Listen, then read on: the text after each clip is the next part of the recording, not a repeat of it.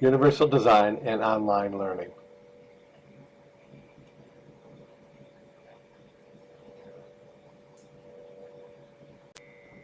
In this module, we looked at principles to make online or e-learning more accessible to a broad variety of students.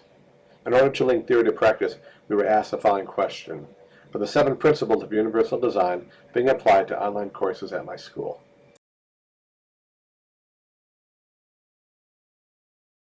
So that leads to our first question. What are the 7 principles? The 7 principles refer to the intentional design of instruction to meet the needs of a diverse mix of learners. The principles incorporate multiple means of imparting information and flexible methods of assessing learning. They include the following. The first principle is equitable use, where the design is useful and marketable to people with diverse abilities. The second principle, flexibility in use, the design accommodates a wide range of individual preferences and abilities.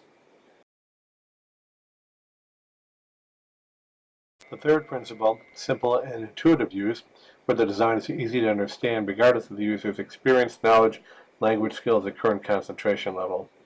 The fourth principle, perceptible information, the design communicates necessary information effectively to the user regardless of ambient conditions or the user's sensory abilities. The fifth principle, tolerance for error, the design minimizes hazards and the adverse consequences of accidental or unintended actions. And the sixth principle, low physical effort, the design can be used efficiently and comfortably with a minimum of fatigue. And the final principle, principle 7, size and space for approach and use. Size and space is provided for approach, reach, manipulation, and use regardless of the user's body size, posture, or mobility. With that in mind, the question was, where do I start? I started by looking at the courses that I had access to, courses I was teaching with the following questions in mind. Was the information accessible and presented in multiple ways? And were there multiple ways for the students to express their learning? So what I found was that there was some evidence of these principles in the courses, but in general the application was lacking.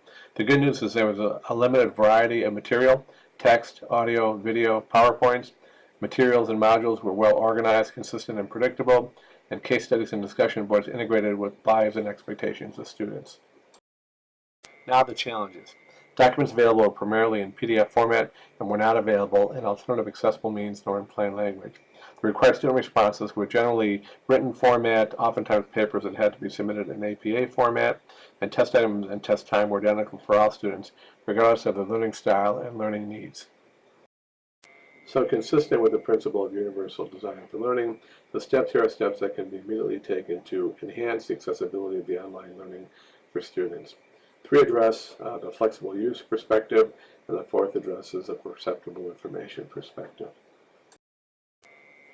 From an institutional perspective, it's important to note that the college has created an accessibility advisory committee that has established a 3-year plan to improve accessibility across the 3 areas listed: physical, technology, digital, and policy position guidelines. This includes faculty training for classroom and online learning enhancement. It's said that a journey of 1,000 miles begins with a single step. We've got a long way to go, but we're moving. Thanks for your participation. I look forward to hearing from you.